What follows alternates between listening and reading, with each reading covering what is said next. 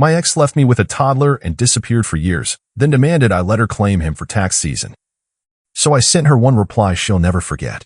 I'm 30 years old, and 4 years ago my ex-girlfriend Amber walked out on me and our 2-year-old son Blake, claiming she needed to find herself and couldn't handle the responsibility of being a mother.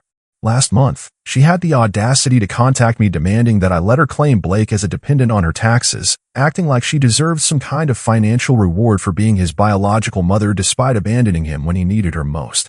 Let me start from the beginning so you understand exactly what kind of person I'm dealing with.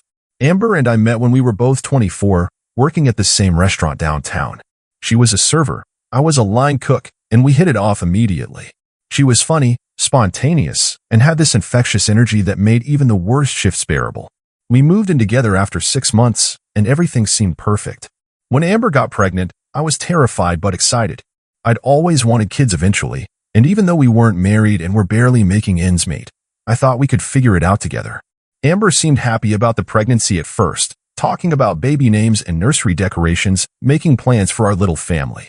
Blake was born healthy and beautiful, and for the first few months, Amber seemed to adjust to motherhood reasonably well.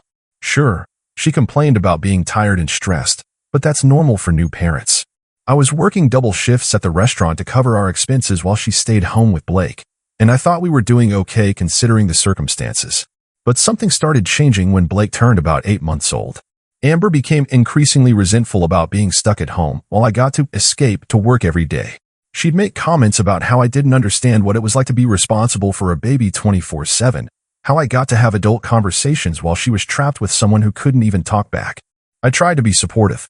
I'd take over with Blake the moment I got home from work, handle all the night feedings on weekends, and encourage Amber to go out with friends when she needed a break. But nothing I did seemed to help her growing frustration with her situation. The complaints escalated over the next year. Amber started talking about how she'd given up her dreams and her freedom for a baby she wasn't sure she'd wanted in the first place. She'd make cruel comments about how Blake was clingy and demanding, how she felt like she was losing herself in the endless cycle of diapers and feeding schedules. I suggested counseling, thinking maybe she was dealing with postpartum depression, but Amber brushed off the idea. She said what she needed wasn't therapy but space to figure out who she was outside of being someone's mother. She started going out more often, staying late at bars with friends, leaving me to handle bedtime routines and middle-of-the-night wake-ups even after working 12-hour shifts. The breaking point came when Blake was 2 years old. I came home from work one evening to find him crying in his crib, hungry and with a soiled diaper that had clearly been unchanged for hours. Amber was nowhere to be found. Her car was gone, and she wasn't answering her phone. She showed up 3 hours later, drunk and defensive, claiming she just needed some air and had lost track of time. When I confronted her about leaving Blake alone and neglected, she exploded. She screamed about how I didn't appreciate everything she sacrificed, how I expected her to be a perfect mother when she never asked for this responsibility. That fight lasted until 3 a.m., with Blake crying in the background while Amber ranted about feeling trapped and unfulfilled. She said she was tired of pretending to be happy playing house when all she wanted was her old life back. I tried to reason with her, suggesting we could find better childcare solutions or ways for her to pursue her interests while still being present for Blake. But Amber had already made up her mind. The next morning, while I was at work, she packed her clothes and personal belongings. I came home to find Blake sitting on the living room floor with a note propped against his toy box. The note said Amber needed time to figure herself out and that she couldn't be the mother Blake deserved right now. She said she was moving back in with her parents in another state and would contact me when she was ready to be involved in his life again. That was 4 years ago. Blake is now 6 years old, and in all that time, Amber has had minimal contact with him. She's called maybe a dozen times, sent a birthday card twice, and saw him for a total of 6 hours during one awkward visit when she was in town for a friend's wedding 2 years ago. Meanwhile, I've been Blake's sole parent, handling everything from diaper changes to homework, help to scrape knees and bedtime stories. I left the restaurant industry and got my HVAC certification so I could have more stable hours and better benefits. I've arranged my entire life around Blake's needs, turning down job opportunities that would require travel and dating very carefully to make sure any woman I bring into our lives understands that Blake comes first. Blake has thrived despite his mother's absence. He's a happy, confident kid who excels in school and has great friends. He occasionally asks about his mom, and I've always been honest in age-appropriate ways about why she's not around. I've never badmouthed Amber to him, but I've also never made excuses for her choices. So when I got a text message from Amber last month asking if we could work something out for tax season, My first reaction was confusion. Work what out? She'd made her choice years ago when she decided being a mother was too difficult and walked away from her responsibilities. But Amber's follow-up messages made her intentions crystal clear. She wanted me to agree not to claim Blake as a dependent on my taxes so she could claim him instead. She'd done some research and discovered that the child tax credit and other deductions could net her several $1,000s in refunds. Money she apparently felt entitled to despite contributing nothing to Blake's care or expenses for the past 4 years. After the initial shock of Amber's request wore off, I decided to ignore her messages and hope she'd drop the subject. I mean, surely she couldn't be serious about claiming tax benefits for a child she'd abandoned and barely seen in 4 years. But Amber wasn't dropping anything. The messages kept coming, each one more entitled than the last. She started by being sweet and reasonable, talking about how we should co-parent the financial benefits even though we weren't co-parenting anything else. When I didn't respond, her tone shifted to frustrated and demanding. "I know you got my messages," she texted. "This isn't unreasonable. I'm his mother and I have rights too." Rights? She wanted to talk about rights after walking away from every responsibility that comes with those rights. Then came the guilt trip messages. Amber started talking about how hard things had been for her, how she'd struggled to get back on her feet after leaving, how she was just trying to build a stable life so she could eventually be more involved with Blake. She made it sound like claiming him on her taxes was somehow part of a plan to become a better mother. "I'm trying to get my life together so I can be there for Blake," she wrote. "This money would help me get ahead financially so I can provide for him better in the future." The manipulation was infuriating. Amber was essentially asking me to subsidize her life with money that was meant to help with Blake's expenses, based on the promise that someday she might decide to be a real parent. When the guilt trips didn't work, she escalated to threats. She started researching family law and sending me links to articles about parental rights and tax claims. She found some legal website that explained how biological parents can sometimes claim children even if they don't have primary custody, and she seemed to think this gave her leverage. "I talked to a lawyer," she texted, though I seriously doubted she'd actually paid for legal consultation. "I have just as much right to claim Blake as you do. We can do this the easy way or the hard way." The hard way. Like she was in any position to make threats after abandoning her child for 4 years. But the message that really set me off came on a Sunday morning while Blake and I were making pancakes together. My phone buzzed with a long text from Amber that made my blood boil. "I've been thinking about this situation, and I realize I need to be more assertive about my parental rights. Blake is my son too, and I've been too passive about maintaining my connection with him. I think it's time I started having regular visitation and being more involved in his life. But first, we need to resolve this tax situation fairly.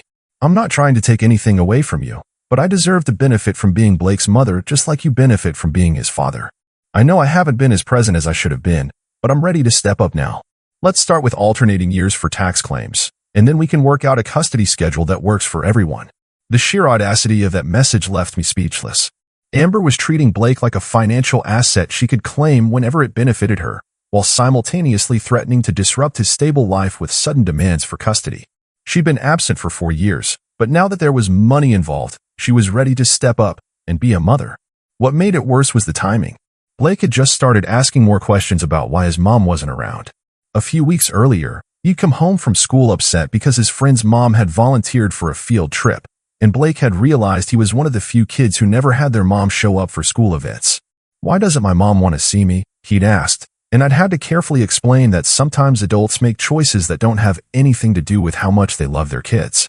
I'd reassured him that he was loved and wanted, that his mom's absence wasn't his fault, and that our little family was complete and happy just the way it was.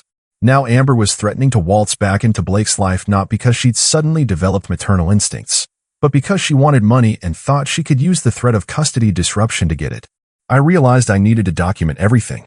I started screenshotting all of Amber's messages, printing out our text conversations, and organizing 4 years' worth of evidence showing her complete absence from Blake's life.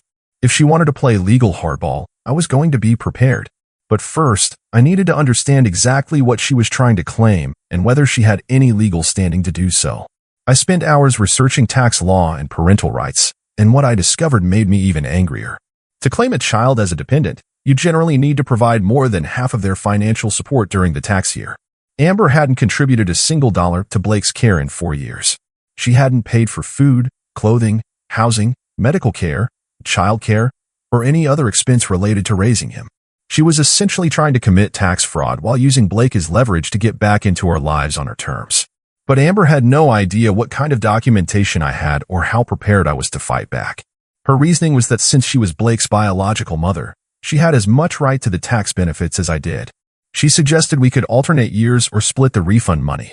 She even had the nerve to frame it as being fair, since she was struggling financially and could really use the extra money. I stared at those messages in complete disbelief. This woman who had abandoned her son because motherhood was too inconvenient now wanted to profit from his existence when tax season rolled around. The audacity was breathtaking. It was time to craft a response she'd never forget. Before responding to Amber's increasingly aggressive demands, I decided to compile a comprehensive record of her absence from Blake's life.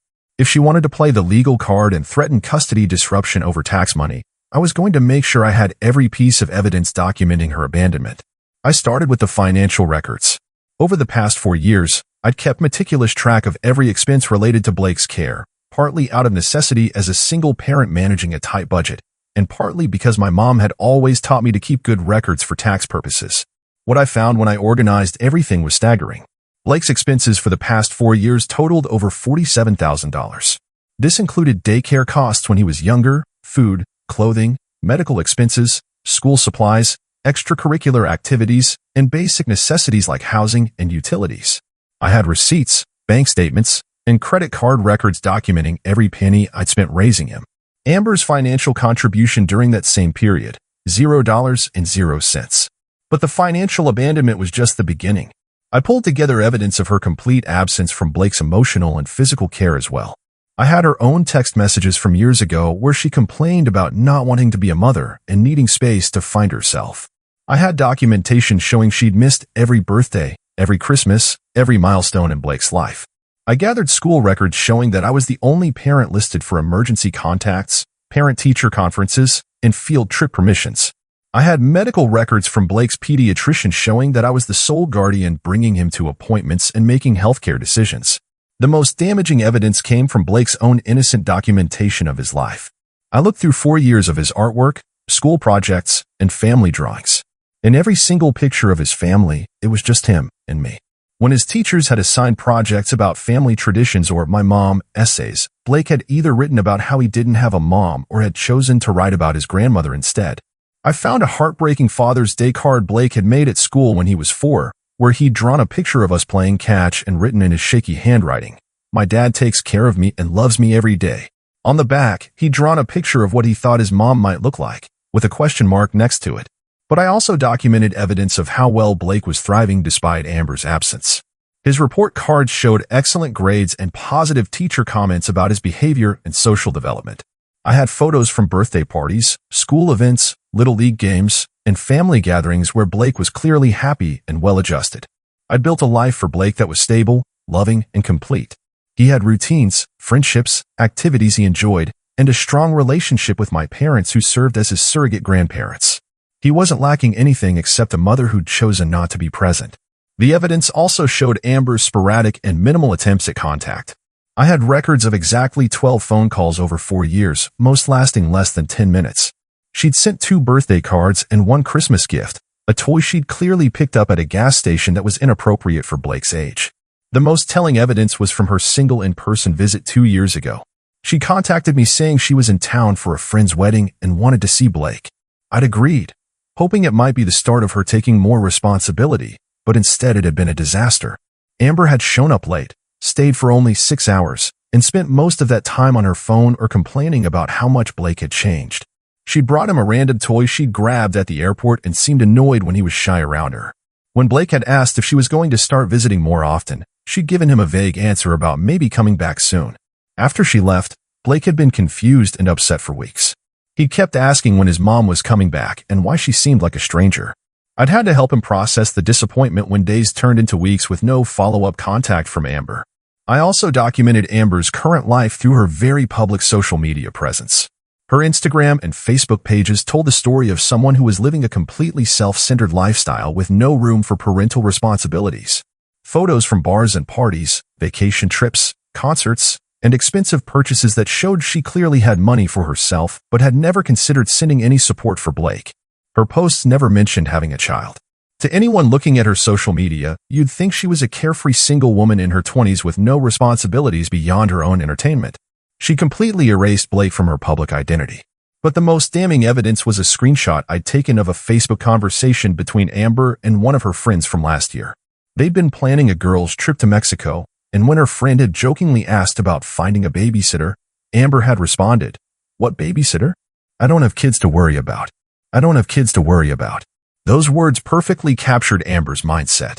She'd mentally and emotionally divorced herself from Blake's existence, except apparently when it came to potential financial benefits.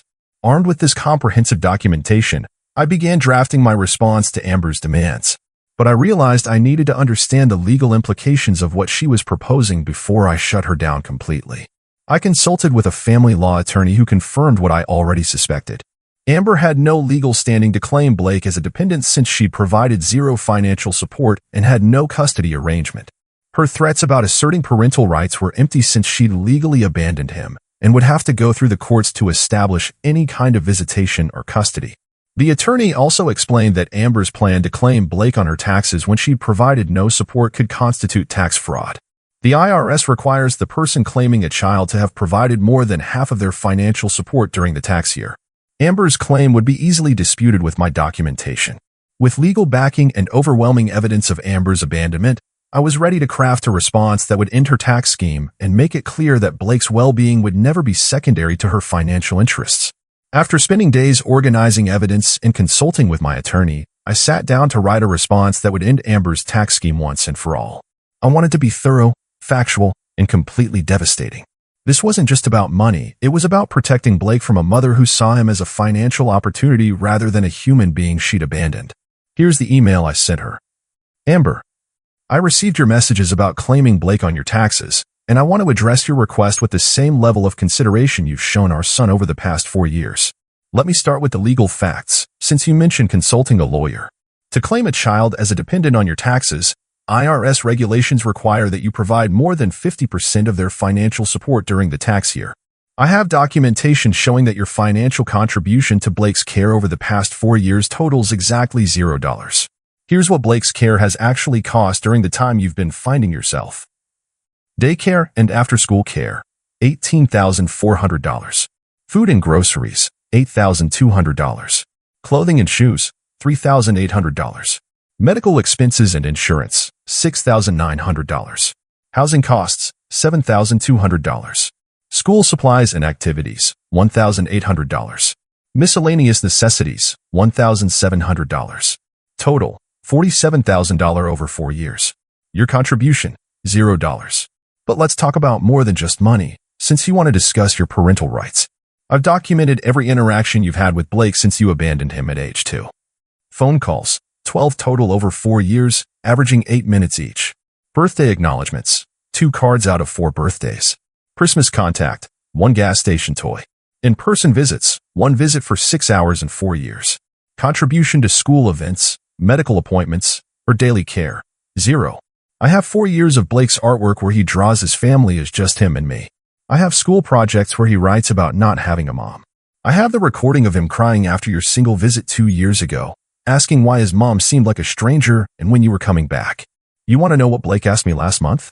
He asked if the reason his mom doesn't visit is because he did something wrong. I had to explain to a 6-year-old that sometimes adults make choices that have nothing to do with how wonderful their children are. But here's what really tells me everything I need to know about your priorities. You've had my phone number for 4 years. You could have called Blake anytime. You could have video chatted with him, sent him letters, been involved in his life in any meaningful way.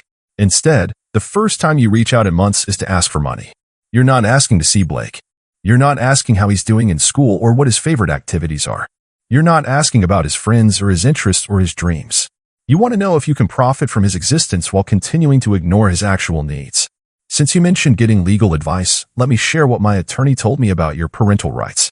In our state, a parent who abandons their child for an extended period without providing support or maintaining contact can have their parental rights challenged. Your 4-year absence, combined with 0 financial contribution and minimal contact, constitutes legal abandonment. If you want to pursue your rights in court, I welcome that conversation. I have documentation of every day I've been Blake's sole parent while you've been living as if you don't have a child. I have evidence of every sacrifice I've made to give him a stable, loving home while you've been posting vacation photos and party pictures on social media. Speaking of social media, I noticed you told your friend last year that you don't have kids to worry about when planning your Mexico trip. I screenshotted that conversation, along with the dozens of posts showing you spending money on entertainment, travel, and yourself while never once mentioning or supporting the child you claim to have rights to. Here's what's going to happen with the tax situation. I will be claiming Blake as my dependent, as I have every right to do since I've provided 100% of his financial support and care. If you attempt to claim him as well, I will dispute it with the IRS using 4 years of documentation proving you've contributed nothing to his support. If you file a fraudulent tax claim, I will report it to the appropriate authorities and provide evidence of your abandonment and lack of financial contribution. Tax fraud is a federal crime, and claiming a child you don't support financially constitutes fraud. But let's say you're serious about wanting to be involved in Blake's life rather than just his tax benefits. Here's what that would actually look like. First, you'd need to establish a consistent pattern of contact and support. That means regular phone calls, birthday and holiday gifts, and actual visits where you focus on Blake instead of your phone. Second, you'd need to start contributing financially to his care. I'll provide you with a monthly expense report, and you can begin paying your share of his costs going forward. Third, any custody or visitation arrangement would need to be court-approved and in Blake's best interest, not your convenience. That means building a relationship gradually and proving you can be a stable, consistent presence in his life. But honestly, Amber, I don't think you want any of that responsibility.